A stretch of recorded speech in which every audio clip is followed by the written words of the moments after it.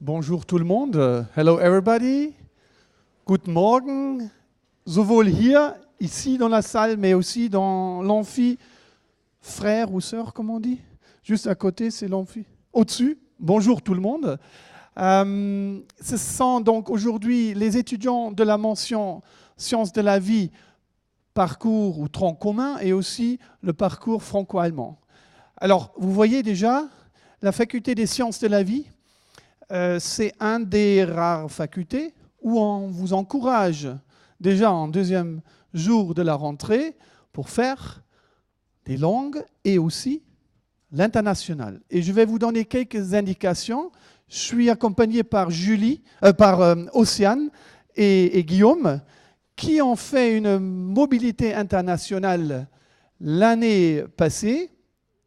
Océane, elle était en Australie et Guillaume était à Londres. Et ils vont terminer mon intervention par une petite, un témoignage pour vous donner un peu envie d'inclure dans votre parcours de licence un semestre ou une année dans une de nos universités partenaires. Vous comprenez, je suis allemand, j'ai un accent parfois fort, je fais quelques petites erreurs, mais on va se comprendre, je crois. Voilà, donc, à quoi ça correspond ? La mobilité. Alors, il faut dire aussi, je suis biochimiste. On va se voir tous l'année prochaine en biochimie, juste pour vous dire. Voilà. Donc, on a fait un petit peu un résumé ce qu'on fait à la faculté. On a environ 30 étudiants entrants, environ 60 étudiants, 55, ça dépend des années, sortants. Ça veut dire qu'ils partent en L3, ils partent pour une année, ils reviennent et on valide les crédits. Ça veut dire qu'il ne faut pas doubler une année ou un semestre. C'est inclus dans nos cursus. Le plus structuré, c'est les franco-allemands. Vous devez partir, parce que la troisième année se fait déjà, vous le savez aujourd'hui, à Saarbrücken. Il y a une convention, et ces conventions existent aussi avec les universités partenaires. Et donc, on a une liste des universités, vous allez le voir après. Je ne vais pas aller en détail, on n'a pas assez de temps, mais je crois que le PowerPoint va être distribué, être disponible, je crois. Donc, vous pouvez spécifiquement voir vers où on peut aller, etc. On peut aller uniquement dans quelques destinations qui sont indiquées. Donc ensuite, c'est bien à la faculté des sciences de la vie, il y a une équipe pédagogique, mais aussi un soutien administratif. Ça veut dire, toute la paperasse, il y en a des paperasses à faire, n'est-ce pas? Tout ça, ça se fait, on vous aide, mais à un moment donné, vous devez prendre la main. Donc, c'est aussi un apprentissage. Ensuite, une équipe, cette année, menée par Océane et Guillaume, Julie et Sarah. Les deux derniers ne sont pas là, ils sont déjà dans les cours de master. Donc, c'est eux qui animent tout un réseau d'interaction. On est sur Facebook, on est sur WhatsApp, je crois. Donc, ce sont des gens qui vous parle. Si vous avez des questions, il répond. J'ai déjà reçu aujourd'hui une question de quelqu'un en L2 parce qu'ils ont vu votre intervention hier en L2. Ensuite, évidemment, il y a tout un cahier de soutien. Donc, il y a pas mal de mobilité, aide à la mobilité internationale. Et tout ça, vous allez apprendre au fur et à mesure. Je ne vais pas aller dans les détails maintenant. Voilà, donc, peut-être il faudrait retenir mon email. Donc, c'est marqué ici. Vous voyez ici, on a fait ça il y a une semaine et demie. C'est l'équipe internationale, donc quelques étudiants de Strasbourg qui ont accueilli les étudiants en provenance de l'Italie, Luxembourg, Australie, du Québec, de l'Allemagne, de l'Espagne, etc., etc. Et donc, vous voyez, ça se passe très bien.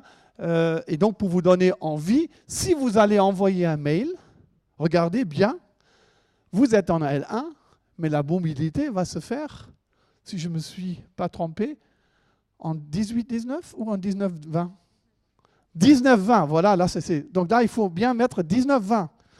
OK ?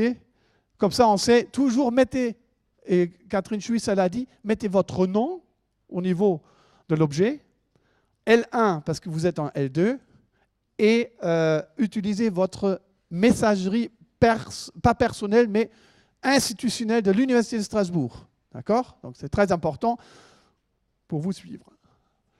Donc, ici, vous avez Océane Schaeffer, Guillaume, qui sont là, et les emails concernant. Donc là, vous pouvez les contacter facilement. Vous voyez, on a fait ce séminaire d'entrée la semaine dernière. Alors ici, rapidement, pour vous donner une idée, ce sont actuellement des universités dont on a une convention et vous pouvez partir. D'accord? Donc c'est là où, vous voyez, c'est l'Allemagne, c'est la Belgique, le Norvège, Danemark, pardon, Espagne, Italie, Irlande, voyez, Luxembourg. Ah oui, c'est aussi quelque chose d'intéressant. Nous avons donc deux doubles diplômes. Un double diplôme avec le Saarbrücken, vous savez. Les étudiants ont été déjà sélectionnés. Et nous avons un double diplôme avec le Luxembourg. Et le double diplôme avec le Luxembourg, c'est aussi une spécialité.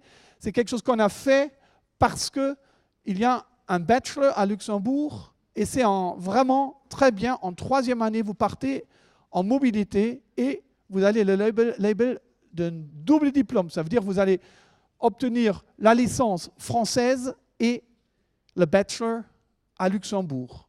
Juste pour vous dire, on parle l'anglais et le français à Luxembourg. Et aussi un peu d'allemand. Mais ça, c'est plutôt... c'est pas beaucoup en allemand. Vous voyez, donc là, pour vous donner une idée des places, on n'a pas des places indéfinies. Donc c'est vraiment, on a quelques places et on peut encore ajouter spécifiquement une place s'il n'y a pas assez de places. Allez. Voilà, alors maintenant, je pense que je laisse 2 secondes à Guillaume et Océane. Simplement, avant, je vais faire encore un retour aux langues. Vous avez vu les langues? C'est quelque chose qu'on vous propose. Et Strasbourg était rare université. Et on a eu justement ce contexte C2, bilingue. Vous avez la possibilité de faire l'allemand ou l'anglais. 80% certainement, ou 90% vont faire l'anglais. Si vous avez envie de vous lancer dans l'allemand, c'est une des rares universités, presque la seule en France, qui vous propose l'allemand en première année, en choix avec l'anglais. Pourquoi? Parce que nous sommes proches de la frontière. Cet après-midi, ma collègue du campus européen, encore le campus européen, va intervenir et va vous donner pourquoi il n'existe pas de frontière entre les universités de Karlsruhe, de Bâle, de Freiburg, de Mulhouse et de Strasbourg, parce qu'on est un campus sans frontières, sans murs. Donc, vous pouvez suivre des cours aussi en anglais à Freiburg, si ceci est possible dans votre emploi de temps. Je ne veux pas aller plus loin là-dedans, mais vous comprenez maintenant pourquoi l'allemand joue aussi un rôle important. Et donc, c'est juste une offre. Et vous pouvez aussi alterner l'allemand avec l'anglais, si vous voulez.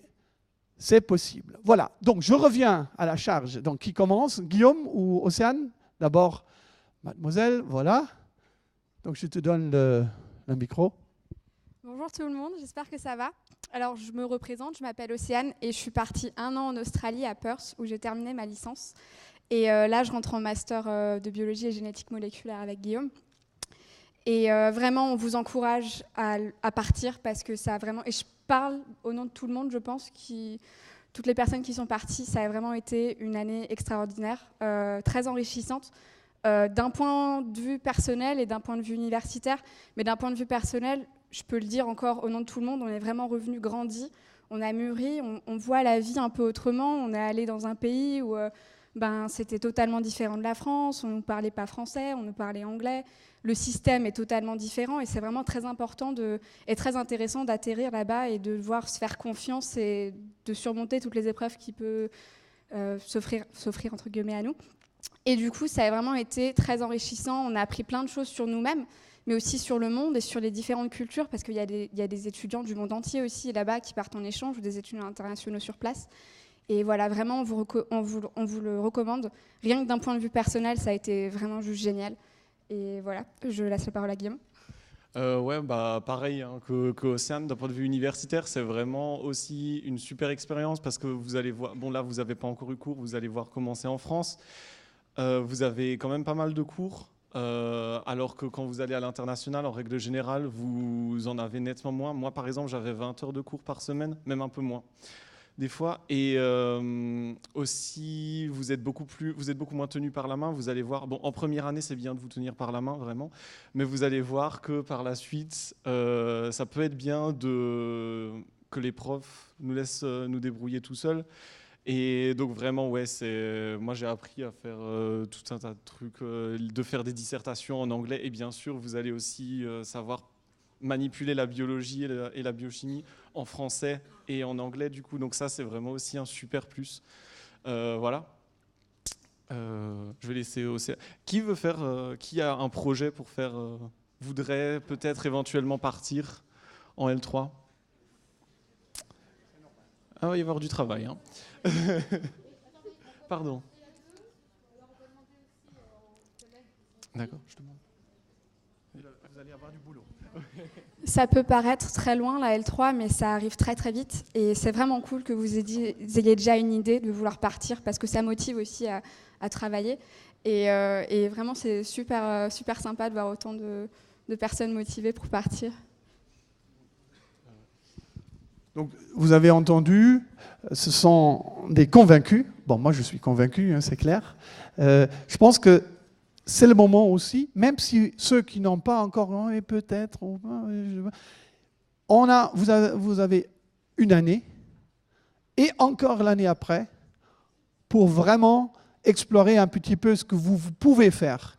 Et c'est pour ça, c'est très bien d'avoir cette équipe des 4 étudiantes. Là, il y en a 5 parce qu'à droite, Manon, elle est partie il y a 4 ans ou 5 ans et elle est toujours la mise en place. Donc, ce sont eux qui peuvent vous aider. Moi aussi, je suis à votre disposition. Je réponds normalement directement par mail ou j'envoie à l'équipe parce que je ne peux pas tout gérer. Surtout, si vous recevez des messages en octobre, on a une journée de mobilité vers le 12, 13, 14 octobre. Venez déjà dans la salle d'Alsace ou dans l'Institut botanique pour vous informer. Ensuite, il y a une journée, ceux qui étaient ici en mars, il y a une journée de porte ouverte, aussi gérée par l'équipe des étudiants internationaux. Venez et posez vos questions. Et peut-être aussi, il y a tous les autres étudiants qui sont partis. Encore, je veux dire, on envoie 15 étudiants cette année à Montréal et au Canada. On a un étudiant en Australie.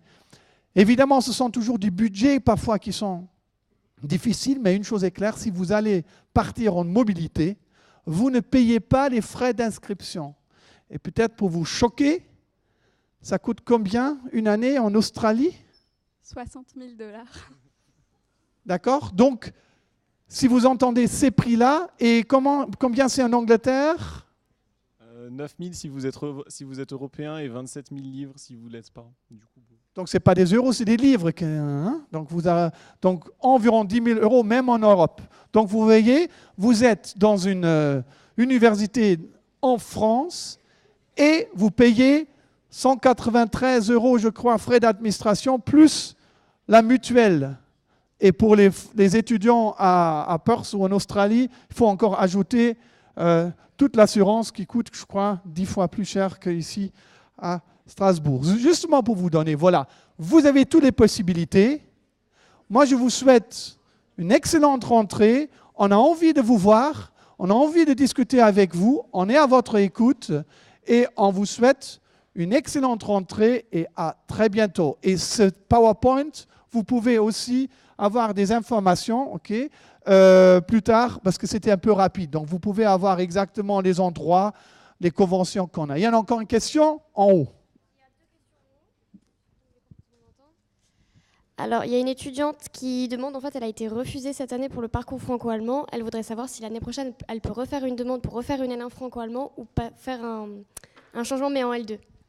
Alors, c'est toujours difficile. Nous avons eu 250 demandes pour une douzaine de places. Nous avons toujours une liste d'attente. Cette liste d'attente, on a cette personne devrait être, si je ne me trompe pas, devrait être dans le groupe SV12. Nous avons identifié les étudiants qui n'ont pas été acceptés en franco-allemand, mais qui étaient classés. On a essayé de faire le nécessaire, mais je donne juste le micro à Madame Fritsch qui a fait tout ça en amont. J'ai juste un doute maintenant, parce que j'ai dû faire beaucoup de choses. Je suis aussi responsable d'un L2 et d'un L3. Donc la personne qui pose la question, si vous n'êtes pas dans le SV12, envoyez-moi encore un mail aujourd'hui en me disant que vous êtes intervenu lors de l'intervention ce matin et que vous n'êtes pas dans le SV12. Vous me donnez votre nom, votre prénom et on va faire le nécessaire. Voilà. Je suis désolée, on a peut-être loupé le truc, mais il y a vraiment beaucoup de choses à faire. Voilà, merci. Et j'espère que j'ai répondu à la question. Et la deuxième question ? C'était quels étaient les critères pour partir, justement? Alors les critères, c'est très important. Je ne voulais pas aller dans les détails.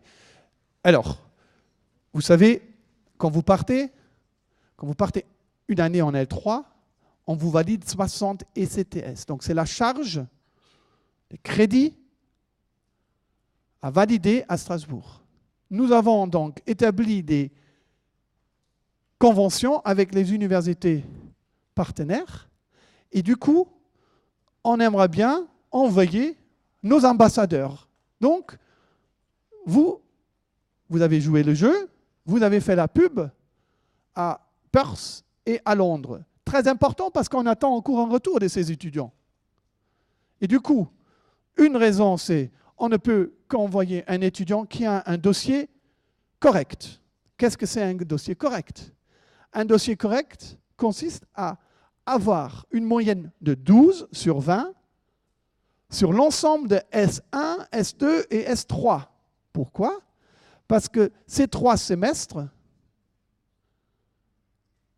après environ le mois de février et mars, l'année suivante, vous allez faire la demande. Du coup, on regarde, je veux aller à Londres, ok, il y a 1 ou 2 places. Minimum, c'est 12, mais si quelqu'un est avec 15 ou 16, évidemment, il y a priorité. Mais ce qui compte aussi, c'est la motivation. Mais malheureusement, on ne peut pas uniquement valider la motivation et ne pas regarder les notes. Donc, vous voyez, ça joue un peu les deux. Vous pouvez aussi participer, très important, à ces activités de cette cellule internationale. Ça veut dire on vous valide quelque part votre engagement, et je crois que vous allez parler aussi de ça. L'engagement étudiant, il y en a plusieurs engagements à faire. Je vous sollicite. On a besoin de vous pour faire vivre aussi l'international. Et donc, ça, on va aussi valider. Donc, vous avez bien compris. Il faut avoir une moyenne de 12 sur les premiers 3 semestres pour pouvoir partir. Et après, la note qu'on va vous calculer sur la base de votre année à l'étranger va être un peu tamponnée par les crédits obtenus en L1 et L2. Et ça marche très bien. Je peux vous dire qu'on n'a pas de problème et vous êtes toujours bien, noté à la fin. Voilà. Est-ce que j'ai répondu à la question? Voilà. Donc, je pense que là, tu as encore quelque chose à dire? Ah oui. Faut avoir conscience aussi quand on arrive dans un pays, la plupart, je pense que tous les pays, sauf Montréal, les cours sont en anglais. Ah oui, et après il y a aussi l'Espagne et l'Italie où ça va être en espagnol et en italien. Mais le niveau de langue dans le pays d'accueil est très important. Il faut quand même que vous ayez un minimum de niveau en anglais si vous partez, que ce soit en Australie ou en Angleterre ou même en Scandinavie, tous les cours sont en anglais. Donc ça c'est très important aussi. Donc, pourquoi la Scandinavie? Parce qu'on n'a pas beaucoup de place en Angleterre, en Royaume-Uni. Et donc, Norvège et Danemark et Helsinki, donc Finlande et la Suède, ils proposent justement des cours uniquement en anglais. À ne pas oublier, une université excellente, c'est l'Université Complutense de Madrid, où on voit chaque année des étudiants. Donc, si vous avez quelqu'un qui a fait l'espagnol, par exemple, dans la salle, espagnol, voilà. Donc, si vous avez des bases A1, B1, A2, B1, c'est possible. L'Italie aussi, d'accord? Tous pour vous dire, les portes s'ouvre à vous si vous avez un projet. Voilà. Nous trois, on vous remercie et si vous avez des questions, on est à votre disposition. Et à bientôt.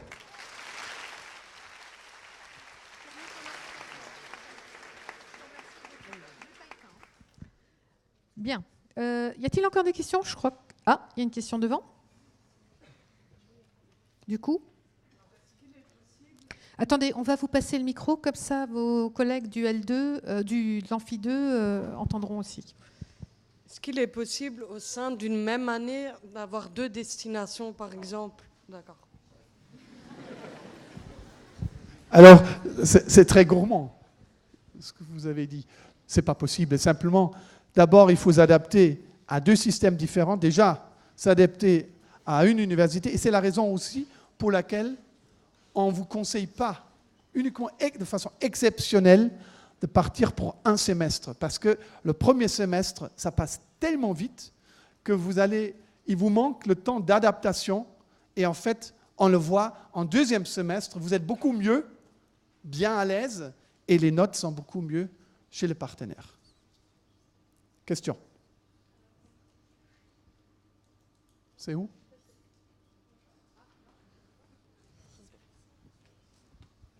Des piles? Et s'il y a des questions aussi en haut, on est preneur. D'accord. Bonjour. Bonjour. Donc, si j'ai validé un bac Bachibac, est-ce que je serais par exemple prioritaire pour aller en Espagne ou pas? Alors, là encore une fois, ça ne nous intéresse pas si tu as peut-être raté un examen en espagnol ou dans ce Bachibac. Ce qui nous intéresse, c'est est-ce que tu peux suivre des cours en espagnol. C'est ça qui est important. C'est pour ça que je parle des compétences, et on a eu Catherine Schuisser avant, ce qu'elle a dit pour l'allemand, l'anglais, parce que ça, on vous propose. Rien ne t'empêche, et c'est quelque chose qui est important aussi, rien ne t'empêche de te former, de continuer à faire quelques cours en espagnol, soit en accès libre, soit ailleurs, en été. C'est quelque chose aussi important. Ne pensez pas que vous allez passer du A2 à B2 parce que vous faites 3 ECTS de langue en S1 et 3 ECTS en S2. Ça ne suffit pas. Il faut suivre la télé en allemand pour l'Allemagne, l'anglais CNN peut-être sur Internet, etc. Ce n'est pas parce qu'on fait des ECTS que vous allez améliorer. Il faut vraiment investir et c'est vraiment parler, etc. Donc, il n'y a pas de problème. You are welcome for Madrid. Je ne parle pas l'espagnol. Voilà.